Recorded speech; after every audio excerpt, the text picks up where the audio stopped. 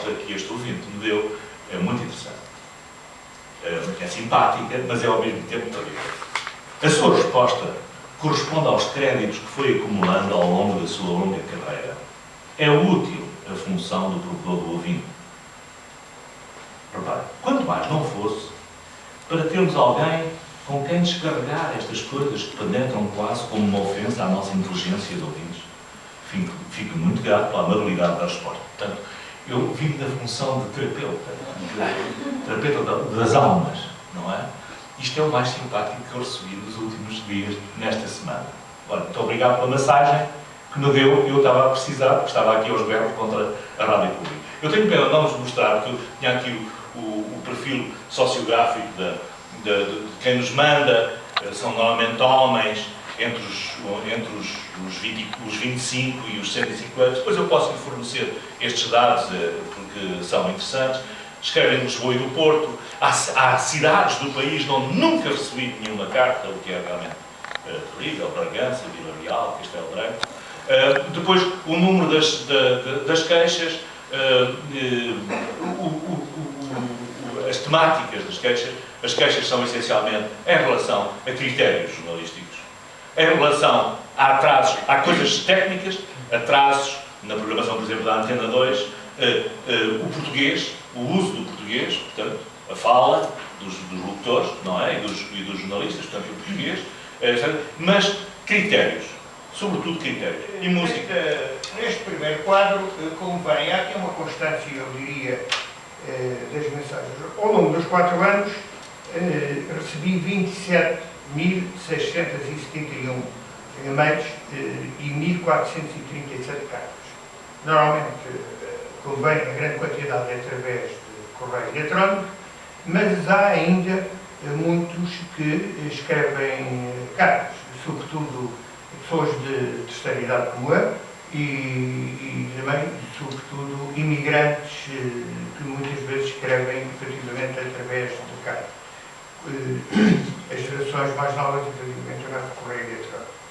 Mas como se vê ali, no primeiro ano foi o boom, porque o primeiro ano o correio eletrónico abria em agosto, portanto, mas foi a novidade, foi exatamente, muitas das vezes, nós funcionamos aqui numa dimensão psicanalítica e, portanto, de catarse também em relação às reações, e por isso foi. Mas depois, neste último ano, 2009, houve, de facto, um certo decréscimo, porque tínhamos atingido, eu considero que o primeiro ano foi o ano que, apesar de termos atingido 5.019, foi, como disse, por ter sido, efetivamente, só aberto o correio eletrónico em setembro, foi o ano maior enchente. Em relação aqui ao género, normalmente é curioso, porque o público, nas audiências da televisão está exatamente ao contrário, portanto, são mais o género feminino que o género masculino, nas audiências normalmente da RTP,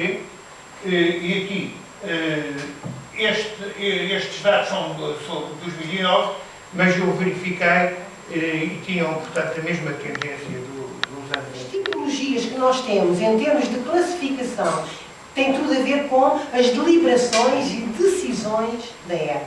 Isto é legal, estes termos, deliberações e decisões, são os dois tipos de atividade da ERC, que depois se dividem em vários destas tipologias, licenças, por exemplo, como é óbvio que nós temos a rádio, este ano foi um ano absolutamente, 2009 e 2010, de renovação de licença, de alvarás de licenças de rádio. É uma atividade imensa de uma entidade reguladora, é a televisão e a rádio, sobretudo, com questões que estão ali, questões. O direito de resposta é avassalador nas competências da ERC.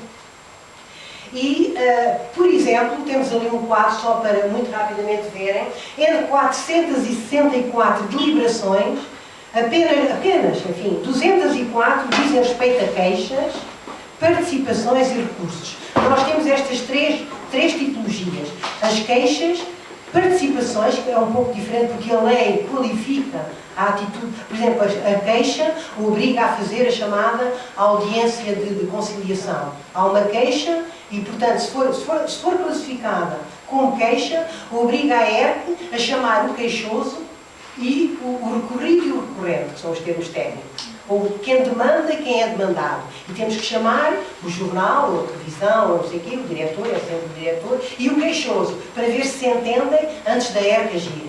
E, portanto, se for uma participação, já não é obrigado a usar esse dispositivo legal. E se for um recurso, o recurso é quando um indivíduo, um cidadão qualquer, sente que foi ofendido na sua honra, foi ofendido, e, portanto, tem direito de resposta. E faz um recurso, é uma tipologia específica.